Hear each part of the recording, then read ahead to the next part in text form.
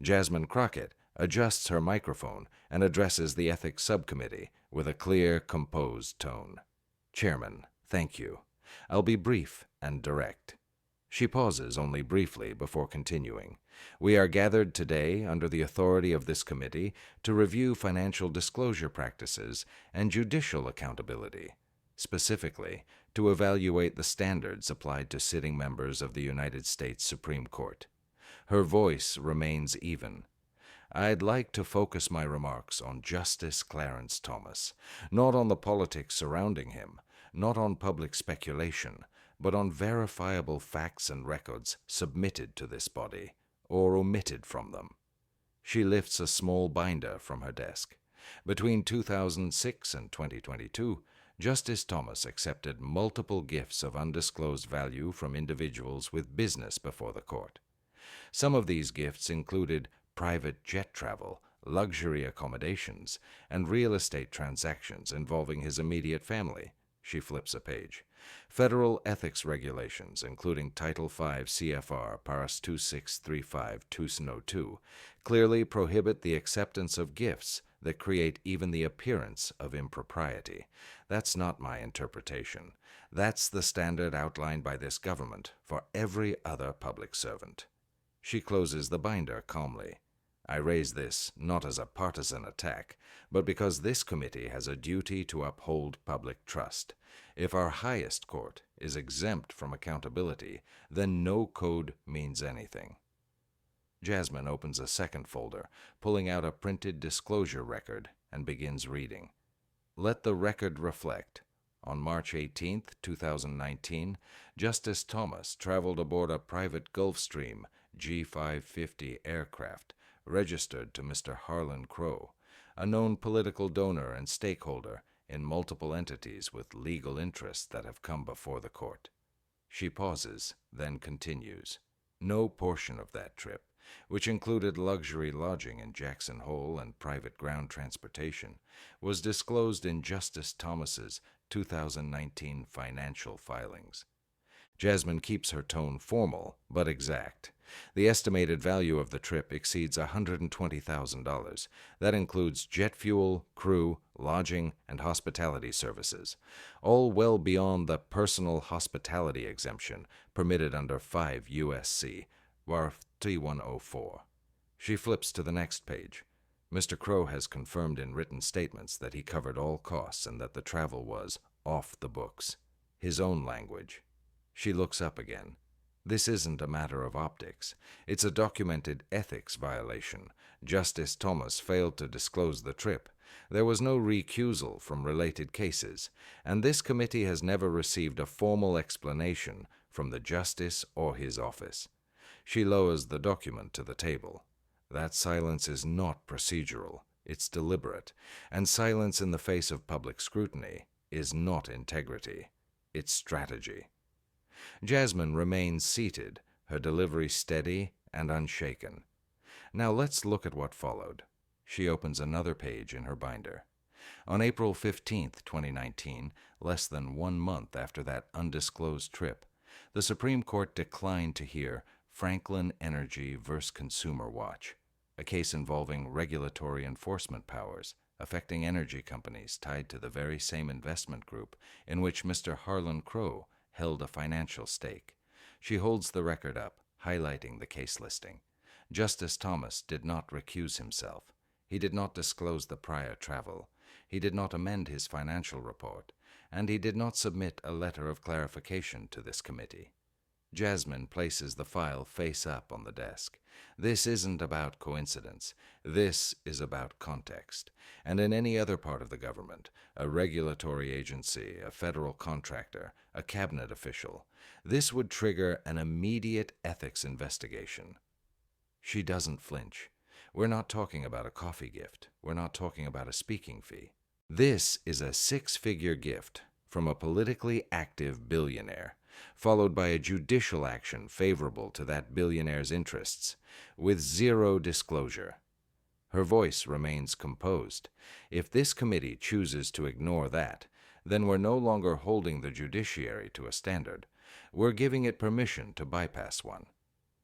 Jasmine lifts a thin briefing folder and opens to a bookmarked section. In 2004, Judge Wendell Gardner of the D.C. Superior Court resigned after failing to disclose a single expense-paid trip to a legal seminar, valued at just under $2,400. She makes no commentary, just fact. That trip was provided by a non-profit group with no direct litigation before the court. And yet, when the discrepancy was made public, Judge Gardner accepted full responsibility and stepped down within 30 days. Jasmine closes the folder. No ethics committee required it. No protest demanded it. He chose to step aside because the appearance of impropriety, even without provable bias, was enough to warrant accountability. She pauses deliberately. In contrast, Justice Thomas has accepted multiple gifts over a decade, many of which were not disclosed, and several of which coincided with active matters involving donors or their subsidiaries. Her voice tightens slightly, but never breaks tone. Judge Gardner acted on principle. What's happening here is inertia, not ethics. Delay is not reflection, and silence is not accountability. She places her hands flat on the desk. Justice Thomas has not offered explanation. He has not shown remorse, and this committee has not demanded answers. That combination, from a Supreme Court justice, is unprecedented. Jasmine sits forward, speaking in measured cadence. Public trust in the judiciary is not a communications issue. It's a constitutional one. She glances down at a small printed excerpt. Article 3 of the Constitution doesn't shield justices from transparency. It holds them to a higher standard, precisely because they serve without re-election, without oversight from voters, and without term limits. Her voice remains even. If the American people are asked to believe in justice, they must see integrity, not just in rulings but in conduct, and when that conduct violates basic principles of honesty, disclosure, and neutrality, it's not a scandal, it's a failure of duty. She raises one finger for clarity. This committee doesn't exist to protect reputations.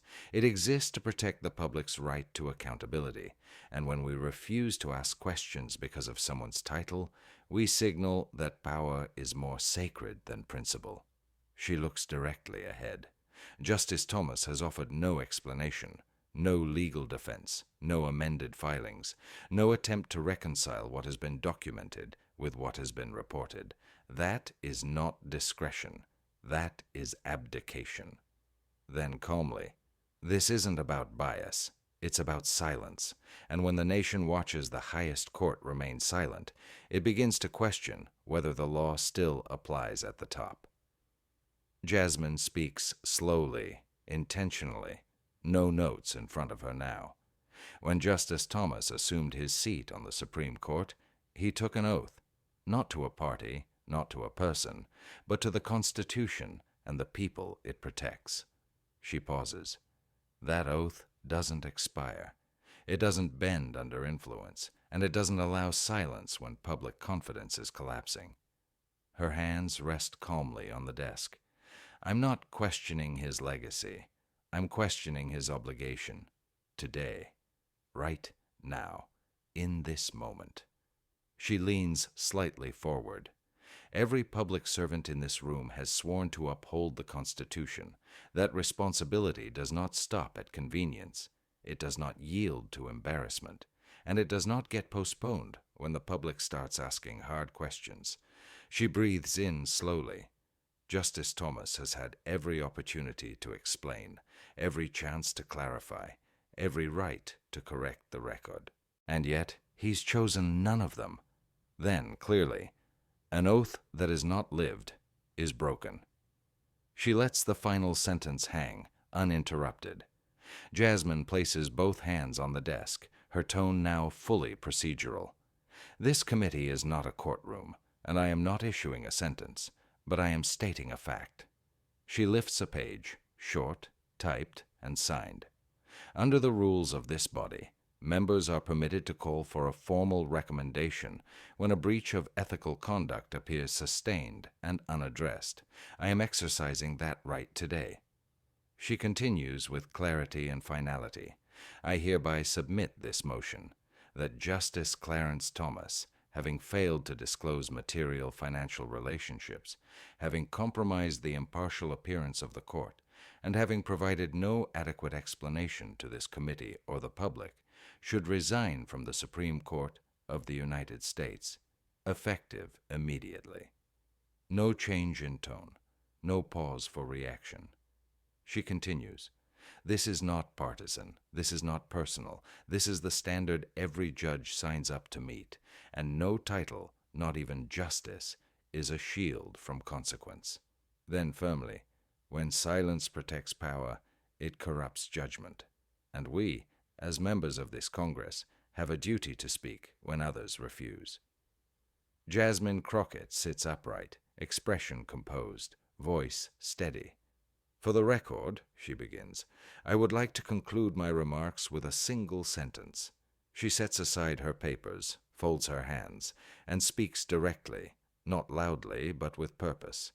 Public trust cannot survive when private power owns a seat on justice.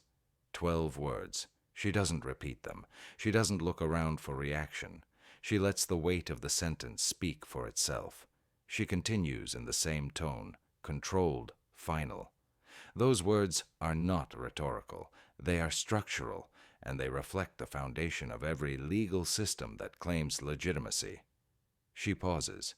When the public begins to doubt that rulings are impartial, when disclosure becomes optional, when questions are dismissed as political noise, that's when law begins to erode from the inside out. She leans slightly forward. "I did not come here to dramatize. I came here to define the line. And the line is this: no judge, no matter how senior, no matter how historic, is above disclosure. No court is above scrutiny, and no oath is above accountability." Jasmine places her hands back on the desk and nods once. "I yield." The chair of the committee clears his throat. He does not rebut. He does not defend. He simply speaks. Congresswoman Crockett's motion and concluding statement have been entered into the official record. The committee will recess for internal review of submitted documentation. His tone is neutral, but his words are irreversible. He taps the gavel once. This hearing is now in recess. No one speaks. No one claps. No one interrupts. Members rise from their seats slowly. Some glance at Jasmine. Others avoid eye contact altogether. Staffers begin collecting documents. Pages flip. Folders close. The sound of chairs scraping against the floor is the only motion left. Jasmine remains seated for several seconds, unmoving. She's not waiting for approval. She's waiting for protocol to finish. She stands without a word, gathers her files, and leaves through the side exit. The document with the 12 words is still on the table. She doesn't look back. Behind her, committee members begin to whisper, not in outrage, but in calculation. There is no debate on what was said, only on what will happen next. No headlines have broken, yet, but every person in that room knows this wasn't a speech. It was a signal, and it landed. By the end of the day, the transcript is uploaded. Within 2 hours, national legal blogs begin quoting Crockett's 12 words. By nightfall, they appear in the crawl text of 3 major networks. No pundits, no panels, just text. At the American Bar Association's Ethics Subcommittee, a clerk forwards the hearing summary to 2 senior advisors. At Georgetown Law, a visiting professor sends the clip to his students with no subject line. At Politico, an unnamed staffer writes a draft headline, but doesn't file it. Not yet. Across social media, the phrase "private power owns a seat on justice" begins trending, not as a meme, as a quote. Clarence Thomas does not respond. The Supreme Court's press office issues a one-line statement. Justice Thomas has no comment at this time. There is no outrage. There are no leaks. There is only movement. Slow, procedural, institutional. Whispers at think tanks. Phone calls between former clerks. Internal memos marked "not for distribution." Retired justices exchanging quiet messages. Inside government, power doesn't fall with a bang. It shifts, quietly, until someone stops pretending it hasn't. Jasmine does not release a statement. She does not do interviews. She lets the record speak. And for once, the record doesn't blink.